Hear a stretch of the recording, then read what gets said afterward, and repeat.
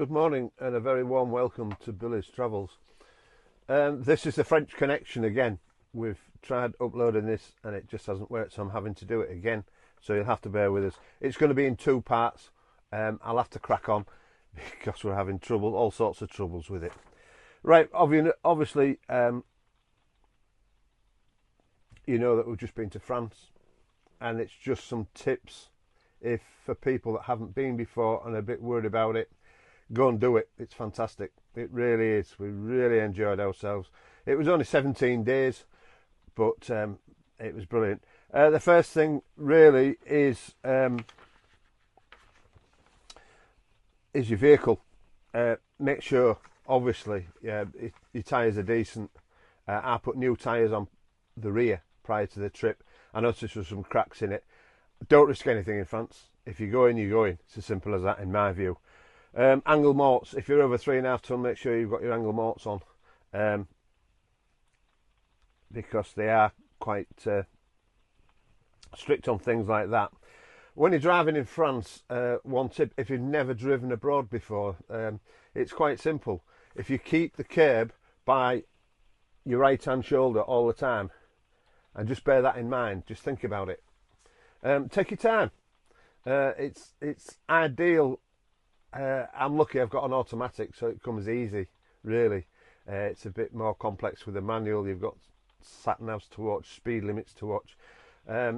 Diane was using her Google Maps as well to find pinpoint things as well, and helping with directions while I was concentrating. Take your time. You know, they'll have to wait for you. You're in a foreign country, you're learning, you know. Tunnel or boat. We did both. We did the tunnel, excellent, absolutely excellent. A little dearer than the boat, about £30 in it each way, to be honest with you. But it's far simpler, 35 minutes, and there's no steep ramps as such to get onto the train, where possibly there could be slightly steeper things getting on and off the boats. The tunnel was pretty good. We had the inverter on, made a cup of tea. By the time we had a cup of tea, we were in France. Both quite accessible once you get into France, onto the motorways and what have you. Toll roads. It's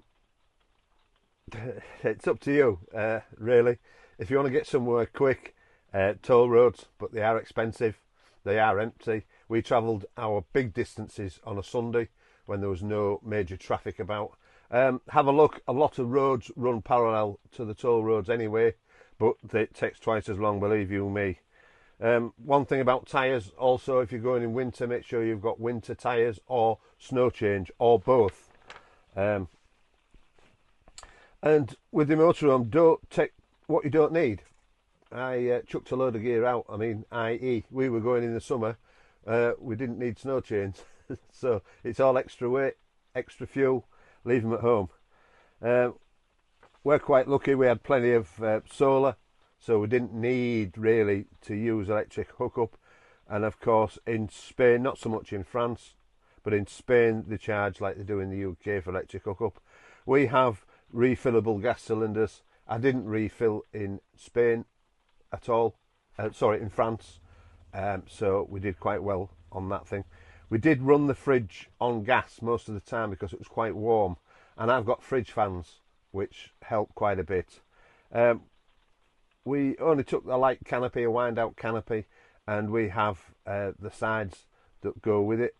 We've got e-bikes. We went out on the e-bikes a few times, and just watch where you're going, and obviously Google Maps helps with e-bikes. And that's really it for the first part of this. The second part, I'm going to do food and bits and pieces like that, and camping. So I say I'm doing it in two halves to try and. We've had problems loading it all up. I don't know what's going on with it. It's not playing ball at all. So that'll do for part one. I'll see you in part two.